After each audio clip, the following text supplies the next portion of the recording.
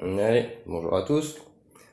Aujourd'hui, bonne grosse journée parce qu'on va répondre à l'énigme du Sphinx, que voici. Donc on va le remettre au bout du chemin et on va retourner jusqu'à lui. Alors, du coup on va reprendre depuis le début. Je vais remettre ça là. Donc sur la vidéo précédente, là on s'était arrêté à la valeur 113 en comprenant que le 0 n'était pas considéré. Bon, il y a toujours un sphinx au début, hein, bien sûr. La valeur unitaire. Après, on était passé au chiffre 2, donc j'existe dans la dualité, les 3 dimensions, 4 dimensions, et j'avais oublié le carré 5, le carré Sator. Donc il y a bien une case pour le 5, et la case pour le 5, en fait, comment on peut la matérialiser? Du coup, on reprend la valeur 4, on prend les 4, les 3 unités de la matière qu'on rajoute ici, ça fait 4. Donc ça c'est pour le carré 5, hein, le carré Sator. Et on va rajouter, bien sûr, la dualité derrière. Et on arrive au carré 5. Une fois qu'on a compris ce carré 5, on va faire comme la dernière fois, on va passer au carré 6. Donc je finis ce carré 5 pour qu'on le comprenne bien. Ce carré 5, qui est donc le carré Sator. Après, on était passé au carré 6, qui est là-haut. Donc là, on voit bien, hein, 6 par 6. Après, il faut passer au... Alors, on va le faire comme ça. Là, on voit les carrés 7 et 8. Donc le carré 7 et le carré 8, on voit qu'il faut rajouter une bande de dualité avec le rose en haut. Et ici, on rajoute 2 de dualité avec l'indigo. Ça, on voit bien, hein, oui. Après, on va continuer. On était arrivé, donc le carré 7, le carré 8. Oups là. Carré 7, carré 8, donc la découverte du bleu indigo, du rose, qui nous amène à la 8e couleur. Une fois qu'on a la 8e couleur, on peut aller au carré du coup c'est 64, celui-là. Ce carré de 64, on va lui rajouter l'esprit. Donc, ça nous donnait celui-là. Là-haut. Hop. Donc celui-là, carré de 64, 49. Donc 64 plus 49, ça nous donne 113. Et c'était ce fameux 113 ici. Voilà. Donc du coup, je les ai fait en petit pour qu'on comprenne mieux. Donc là, on découvre la valeur rose. Donc le carré rose ici. Le carré de 64. On fait 64, 49. Donc là, on additionne. Ça, c'est la valeur positive. Et là, c'est la valeur de multiplication. C'est-à-dire, on rajoute... Alors, vous voyez que ces deux carrés, ils ont le même nombre de cubes. C'est juste la disposition, hein, qui est différente. Alors, faut faire un petit travail de l'esprit. Hein, voilà. Hein. Ça, c'est... On met les carrés de travers, on rajoute l'esprit dans la matière, comme celui qui est là-bas. Ici, on rajoute de l'esprit tout autour de la matière. Là, c'est pas tout autour, c'est de travers, et là, on en rajoute. Bon, on va garder ce principe, et on va, comme je vous disais, là, toute cette bande, elle va glisser, on va considérer le 0, et on va pouvoir aller sur ce carré-là. Donc, ce fameux carré de... Hop. Alors, je vais faire ça sera plus simple. Donc, ce fameux carré, c'est le carré de 121 unités. Ces 121 unités, bon, je vous les ai fait comme ça. Ces 121 unités, on les a là. On va rajouter donc l'équivalent de celui-là. On va rajouter l'esprit dans la matière, mais avec les carrés de travers. Donc ça c'est l'équivalent de ça. Hop, oui, c'est celui-là. Et donc 64,49, celui-là c'était du... je me souviens plus. Je crois que j'ai pas fait le calcul. Par contre, c'est celui-là qui va nous intéresser. C'est-à-dire l'équivalent de... par rapport à l'autre, l'équivalent de ça. Voilà, là on est dans la même projection. Et alors là, ça va devenir très intéressant. C'est parce que ce cube-là, il va nous donner une énorme réponse. Et la réponse, c'est que c'est un carré de 21. Et donc on fait 21 fois 21. Et ça va nous donner 441. Et ce 441, il est vraiment important, vous allez vite comprendre. Hop, alors on arrive ici, il est où le 440? Hop, alors attends, je vais virer ça de l'autre côté. Ne vous embête pas. Voilà. Alors moi, quand j'ai commencé cette frise, en fait, je suis parti de ce chiffre-là, 423. Donc c'est l'énigme du sphinx, qui est à 2 pattes le matin, 4 pattes le matin, 2 pattes le midi, 3 pattes le soir. Ça fait 4, 2, 3. Donc on va garder ça en tête. Et puis bah, on connaît aujourd'hui la fréquence de la Terre, 432, 432. Et bah c'est de ces deux chiffres-là que j'ai déployé. Donc c'est la table de 9, hein, c'est-à-dire qu'il y a 9 entre les deux. Bah, j'ai continué 9 par 9, etc. Jusqu'à là-bas. Et jusqu'à l'autre côté là-bas. Et en fait, alors il est là. 423 dans la symbolique, c'est quoi? C'est 4, c'est l'esprit, 2 la dualité, 3 la perception. 432, ça fait quoi? Ça fait l'esprit, la perception et la dualité. Alors qu'est-ce que ça fait? C'est-à-dire qu'il y a la dualité, l'esprit qui est dans la dualité, et après il y a la perception.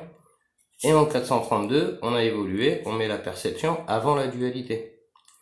Et bien si on rajoute 9, on arrive à 441. Donc c'est l'esprit, la loi du cube et la valeur unitaire de toute chose. C'est-à-dire la matière est une. C'est ce qu'on va comprendre après. Donc ce chemin qui est à 4 pattes le matin, 2 pattes le midi, 3 pattes le soir, la réponse, c'est 432, mais aujourd'hui, nous, on est en 432. La réponse qui nous intéresse, c'est celle-là. Donc aujourd'hui, la réponse à l'énigme du sphinx, c'est qu'on a compris ce principe, la table de 9. Il a fallu faire aussi tout ce chemin pour en arriver là, parce qu'il a bien fallu faire ce cube. Hein. Il a bien fallu le mettre en place, le comprendre, et comprendre ce principe aussi de déploiement. Une fois qu'on a compris ça, on comprend le 441, on a compris le 64,49, etc. Donc, ça nous fait, qu'on a répondu à ce fameux énigme. Maintenant, on va aller voir le truc là-bas. C'est-à-dire qu'une fois qu'on a compris ça, ça représente le tout considéré par l'esprit. On a aussi compris que ce tout, il était toujours en mouvement, c'est-à-dire que tout bouge dans l'univers. Rien n'est statique, ni même ça. Donc ça, c'est son principe de déploiement. Et ce qu'il faut comprendre, c'est que quand le rouge, il part ici, il réapparaît ici.